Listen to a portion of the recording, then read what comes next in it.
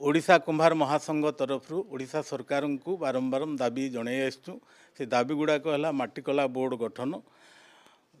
जिन मैंने कारीगर से कारीगर मान्यता एवं तांकर भत्ता प्रदान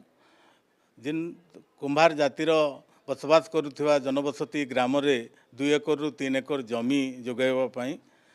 एवं शिक्षा क्षेत्र में अनग्रसर छात्र छात्री माने सुविधा पाऊना से शिक्षा एवं निजुक्ति क्षेत्र में स्वतंत्र भाव में सुविधा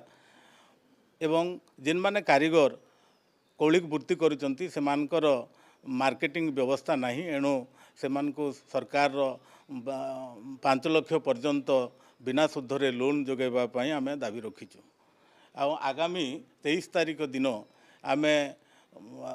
विधानसभा सम्मुख में गणधारण देवाई आम सरकार को दाबी रखीचु एवं कहीं दाबी रखीचु आमर जेहेतु मूलरू गोटे कौलिक वृत्ति अच्छी मनीष समाज को सेवा करी आउछि से गाँ देव देवता ठानु आरंभ करी लिंगराज मंदिर पुरी मंदिर श्रीमंदिर जगन्नाथ महाप्रभुंकर कुड़का एवं महादीप जले आउ कुम्भार आवश्यक आम कुम्भार जातिर मनीष समाजर समस्त सहित सुसंपर्क एवं प्रोत्साहन सेवा करी आसुचु एणु आम सरकार पाखरे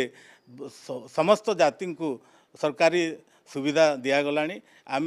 स्वाधीनतार 76 वर्ष पर्यंत आम शिक्षा एवं आमर कौलिक वृत्तिर अवहेला करा जायछि तार मौलिक अधिकार पई आम लड़ाई करबा पई 23 तारीख दिन आम गणधारण रे बसिबु। आमर अनेक थर सरकार को ओडिशा सरकार को दाबी जणाइछु किंतु वर्तमान जे से कौन से कर्णपात करना तेणु आम आसंता 23/9/2023 मसीह अनिर्दिष्ट काल पर्यंत आमर दाबी गुड़ाक पूरण करने आम अनशन में बसबू गणधारण देवु। प्रथम है आमर समाजर छात्र छात्री मैंने ST SC ठूँ निम्न अच्छा आमको शिक्षा क्षेत्र में अनग्रसर अच्छा से पाठर बा शिक्षार अभाव जो से बाध्य होकर दादन खटिया बाहर राज्य को जाऊँगी एवं सेठू दादन खटी से पिला छुआ मान छाड़ी जोटा कि से शिक्षा क्षेत्र में किसी पाठ पढ़ी पारना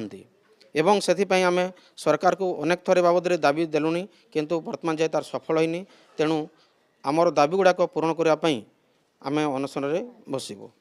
ओडिशा कुंभार महासंघ तरफ ओडिशा सरकार को बारंबार दाबी जन आसचु से दाबी गुड़ाक है माटीकला बोर्ड गठन